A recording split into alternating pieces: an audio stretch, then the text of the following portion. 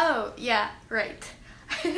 Today I wanted to talk a little bit about how Anne with an E changed my life, or my perspective on seeing things, or it sort of reinforced a part of me that no longer was that active. Like, I don't want to say that it's dead, but it was asleep for a long time, and I guess that Anne Shirley Cuthbert was the catalyst or the detonant for it to be alive again. I just came back from the kitchen because my mom, she was like, can you smash some garlic for me? And now I just smell like garlic. This is like a dark academia, like I'm trying to keep away a vampire, but it's obviously not realistic because I wouldn't want to keep them away. So, oh, do you like my super cute, like, look at this, it's so freaking cute, I love it. Look at this ones, it's like, I love all of these, I don't know what the material is called, but it's very specifically this kind of plushies that are just for the core, like they're not soft or anything. Oh, they're so cute. And this is like a music box that my grandma gave to me, but it's broken. Anyway, what I love is the white noise that comes from the clock, which is the only one that works clearly. Like, that one has the same, like the rows are on the same spot since months ago. Yeah. So I guess I already gave you a tour of my nightstand. Just kidding, I just set it up like that because it was a mess. But I like setting up things. I like decorating a lot. It's a very good way to spend time. And it's like, that's what I do. Like, instead of cleaning, I decorate, because if I want to decorate, then the place must be tidy and clean. So that's my motivation for cleaning and stuff. And with an E is a series that means a lot to me. I think I've watched it like 3 or 4 times, the 3 seasons. And one of the things, like, I didn't watch it because I knew it was a trend or anything. I didn't know who Gilbert Blythe was. But I just watched it. I thought it was something similar to Haiti, and I had always been oh, I just had a flashback, because Haiti has a song, Abuelito dime tú, grandpa, it's for his grandpa, her grandpa, and I just remembered, I just recalled it. So, what I had on mind was telling you, like, the lessons or something like that, I don't know. Whatever, it touched my heart, my little heart. I know there's something in there, aside of my boobs, like, there must be a heart, despite it being so broken and shattered by now. So, what was I gonna do? Oh yeah, I don't have pants, just for your information. Ooh. You know you got that thing that makes the girls all sing. You know exactly what you do. Anyway. Oh, wait. I want to crack my back. Ah! Yeah, that was nice. That was super freaking awesome. So yeah. What was I going to say? Yeah, I was gonna get to, the Aunt Josephine. No, not Aunt Josephine. Well, you don't know the characters, obviously, because probably you haven't watched it, or probably you have. If you haven't watched it, you should watch it. It's Anne with an E. Don't forget. I was gonna say don't remember. It's don't forget, because, like, there's many versions to it. There's many movies already, and they're all Anne Shirley Cuthbert, from Anne from Green Gables, but none of them is Anne with an E. You gotta take that into account, because quite honestly, I don't think that if it hadn't been Anne with an E, like the Anne with an E from modern times, I don't think it would have changed my everything like it did. Anne really stood out for me in the first season. Even though many people can say that she was annoying or something because she was all little and small and super talkative and yeah, basically, well, I don't agree. Why? Because I'm just like her. And because people have also found me annoying for being loud and, well, talking a lot about stuff. And quite particularly being such a dreamer and whatnot. Like having so much illusion and high hopes about life and woo. You know what I'm talking about, right? I hope you do.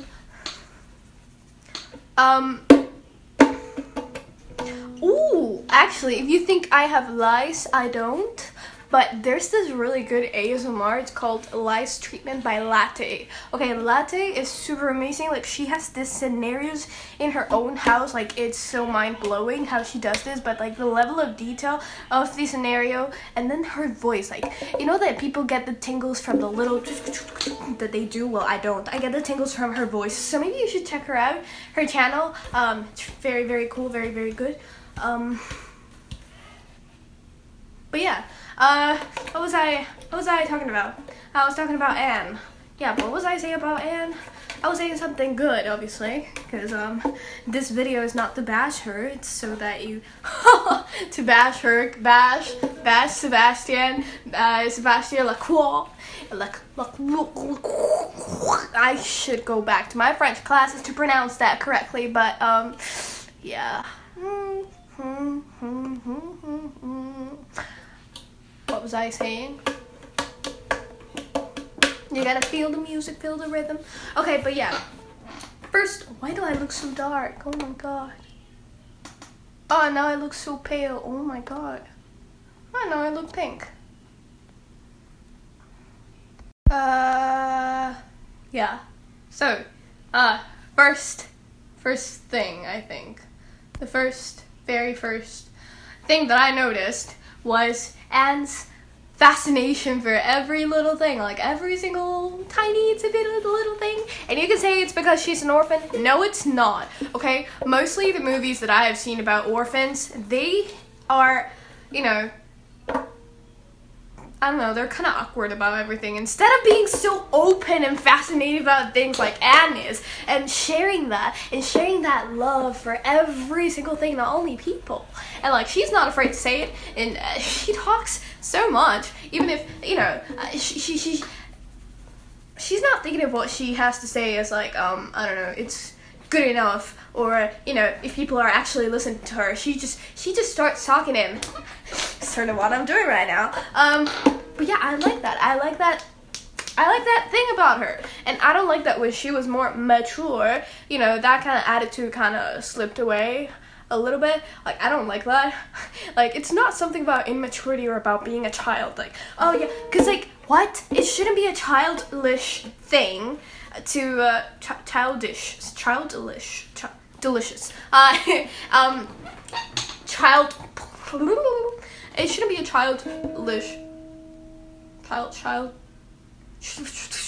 it shouldn't be a thing, you know, that you get carried away in fascination and awe for things, you know, because it's like, what? That's just gonna make you even more happier, even more. That's like freaking gratitude in there, right there. You know, like you just so you notice everything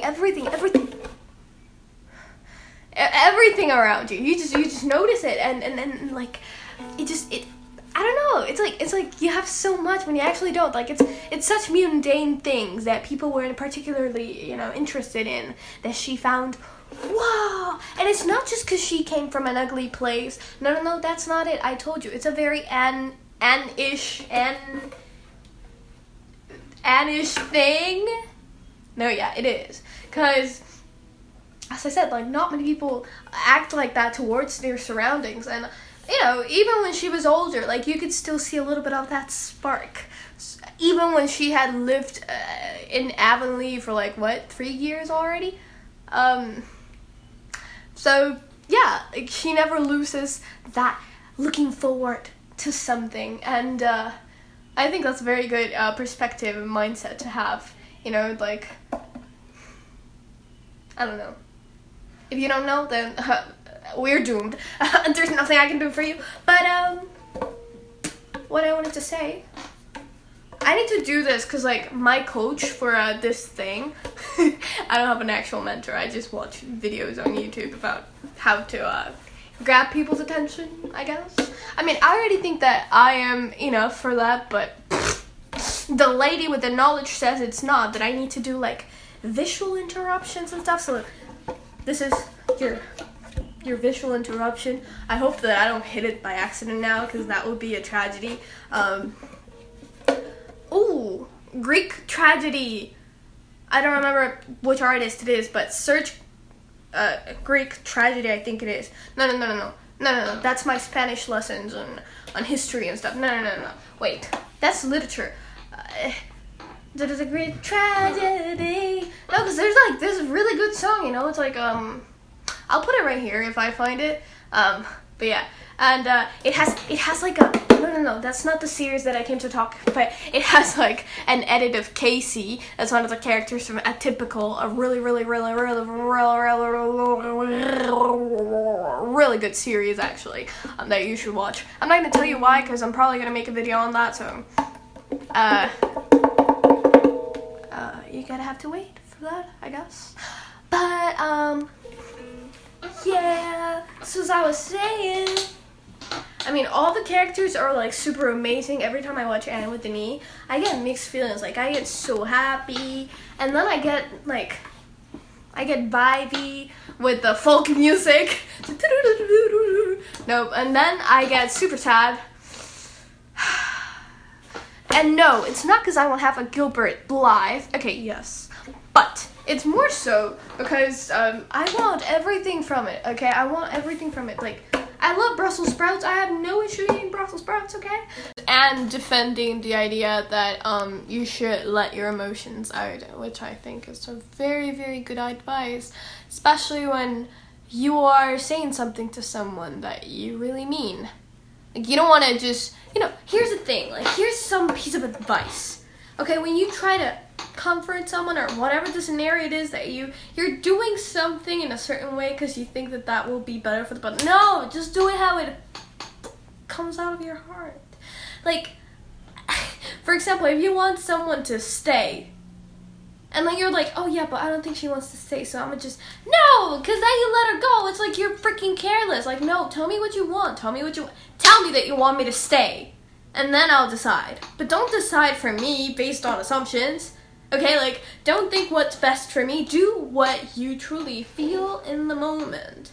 Okay, like, seriously, just do it. Do it with all the emotion, do it with all the passion, because otherwise you would just fall into the category of you're detached, you don't care as much, and it will be a whole misunderstanding because you're trying to benefit the other person, but then you end up making them want to hit you with the ukulele, okay?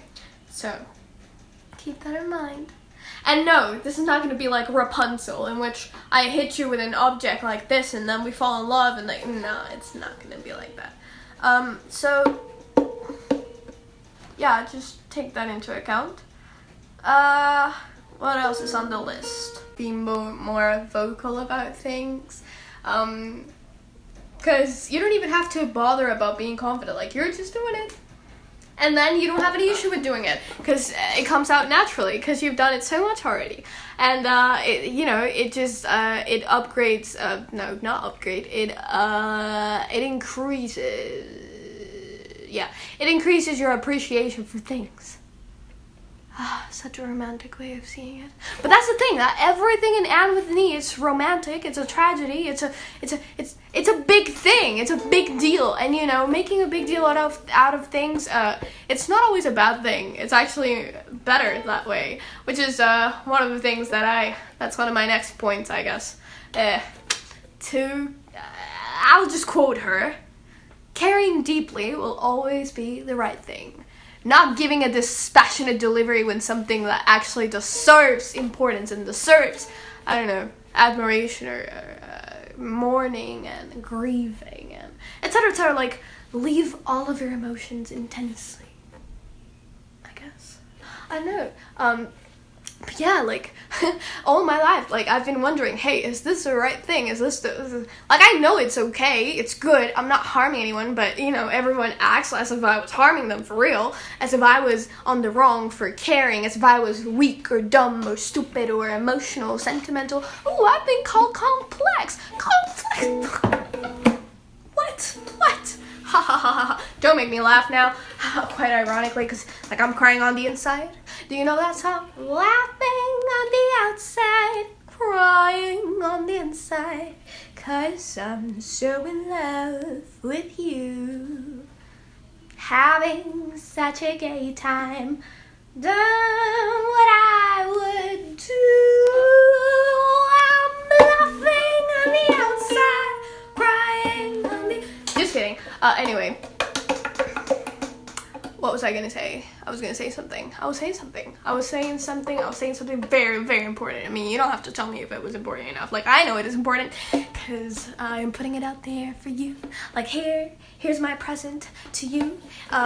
You're not a goddess, you're not a god. Like, I'm not giving you little pachoo. No, I'm not doing that, but I'm just feeling myself, you know, like, I'm feeling like Santa Claus. One of those magic muggles, wizards. How do you you know, in January, like, there's this 3 people that go and they see Jesus Christ and they're like, hey, yo, what's up? Like, and then the baby's like, hey, yo, how you doing? Like, how was the road trip over here? And they're like, hey, super cool, like, we got a telescope and everything, and we saw the shooting star, and you know, a big bro moment. Yeah, just like that. Well, one of those dudes. I am one of those dudes to you. The Kings Reyes Magos. Wizard Kings? I'm just translating that. I know that that's not the right way to say it, but I don't care. I'm too lazy to search it up. So, what was I saying? I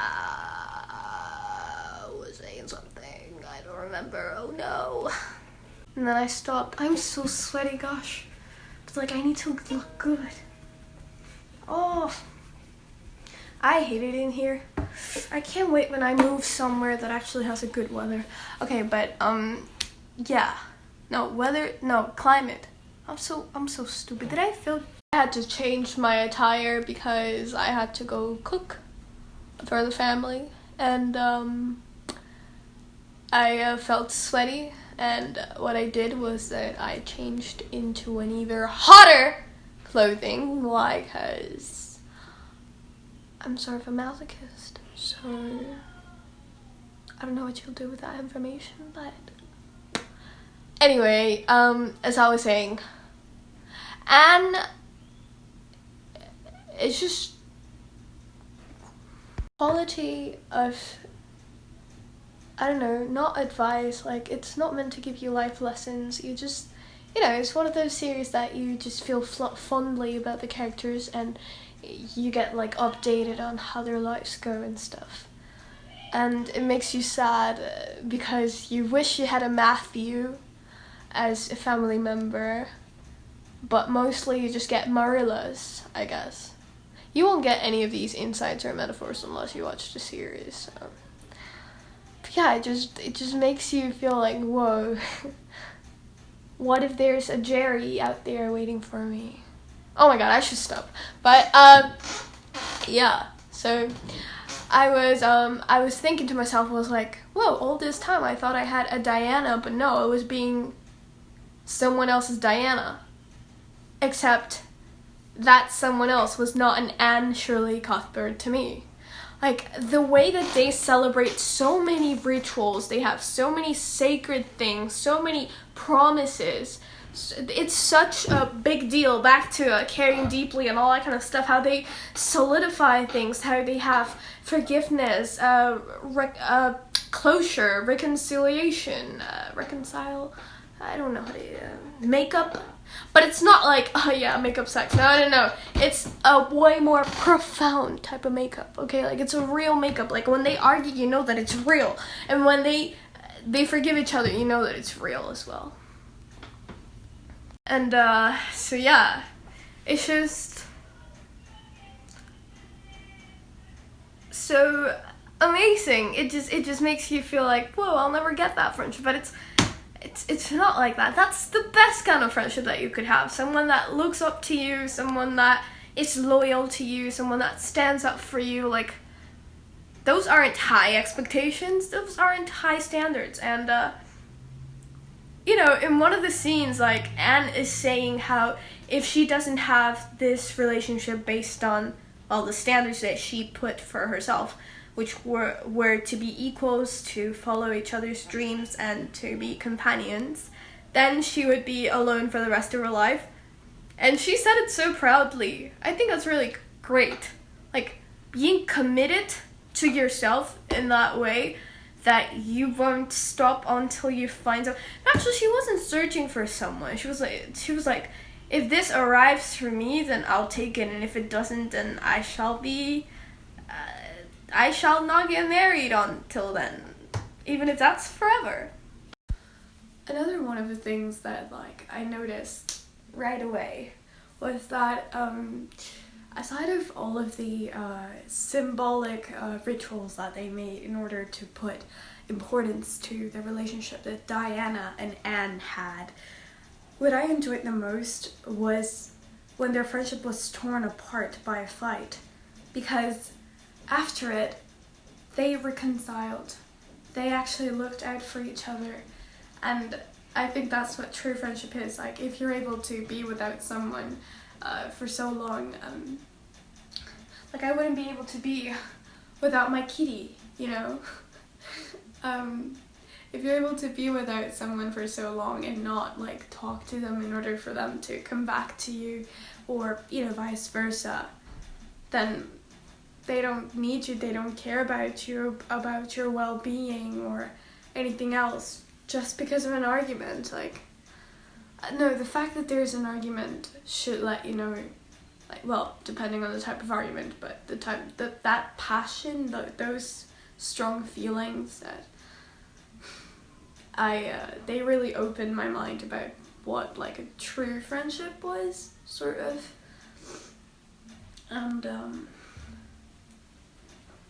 And aside of that, another thing would be that what was it? Wait a second.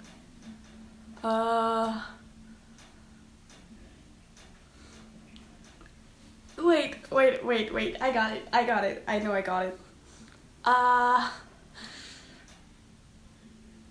No, I don't got it. I gotta go read. Wait a second. So, since we're talking, like, about arguments and all that kind of stuff, like, I just thought that it should come next. The fact that Anne, not only was Anne kind to everyone, even the people who did her awful and hurt her, but she stood up for those people. She stood up for Josie Pye, which was a complete freaking witch, asshole bitch to her. And she stood by her side when she had nobody. None of her friends, none of her friends were supporting her. And Anne, which had by no means, like, no reason to do what she did, she went out of her way to confront this person that was hurting Josie Pye. And, I really admire when someone considers someone else their friend, even if they don't have the best relationship or a relationship at all. And they can just, their heart has love for everybody. There's a song about that by Mr. Rogers. It goes something like, when your heart has room for everybody, then your heart is full of love. When your heart beats for a special someone, then your heart is full of love. Love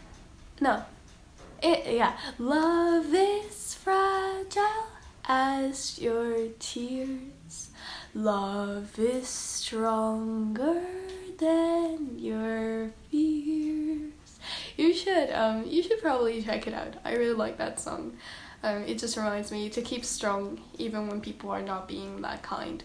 And not only to be kind, but to step in if you can to help. Another thing that I noticed that really called my attention was that Anne was making friends out of anything. Literally anything. And that's part of the way that she was amazed by everything and how she talked. All the time she would talk to little things as well. She would talk to the plants, she would talk to animals, she would find a friend in anything and everything. She just saw the magic in everything, and she would take flowers and put them on her head. And I can really relate to this because even after wearing flower crowns was like a Tumblr trend, or that kind of stuff, and it was just seen like something cringy, or I don't know, it just wasn't as popular anymore. Like, I loved wearing flowers on my hair, different types of flowers, not only like flower crowns and stuff. And I could really relate to that in Anne, like the way that she wore anything she wanted. Although because she was a people pleaser, she stopped doing that. That's not like me. But I really admired that about her, and I think everyone should sort of be like that in their own way, I guess. She held things precious because of the amount of history that they carried. Like, not because of their looks, but there's this scene in which she's like buying a necklace charm or something, and it falls down into the ground and it breaks. And she's just happy because she says that broken things have a different beauty to them because they have history about how they got broken. And I think that's with everything, when we see scars on people, we just shy away, we get scared, but it's like, there's history, there's beauty in them. And I mean, I have a scar myself, but it sort of touched me that even broken things, or like whether items or relationships or whatever it is, like there's still beauty in them, even more than a shiny new thing, that has no history at all. Because as I've always said, actually, people get my parents get mad at me if my room's messy or something they gifted me, it's kind of dirty, but it's like, that means I'm using it, that means I love it, that means I value it, that means it's a part of my daily, because it has marks in it, because it has the evidence that all of these years I've been using it, or whatever it is, really. So I think that's a very beautiful way to see things that we might think are ugly, when no, they're just even prettier. So because I know that you couldn't get enough of me in dark academia apparel, I decided to put it on again to wish you a farewell. I don't know if you feel the same thing, but whenever I get like one of these things, like some mosquito bites me, like, I don't get mad about it, or if I have like a pimple or something, like, I genuinely think some securities are so freaking cute. Like, for example, I have little veins on my legs, and I call them little maps. And like, if I have, there's people who call acne constellations, but sometimes acne that forms in here, I don't know, I think that it looks so cute. It looks like blush, or like, what other, like stretch marks. I love them. It's like I'm a freaking leopard. I don't know why, but I just love it. I love how they look, and like it's like a grrr, like a wait, where's my kitty? I'm gonna show you. Wait. It's like grrr. But yeah, sort of like that. What else? Stretch marks.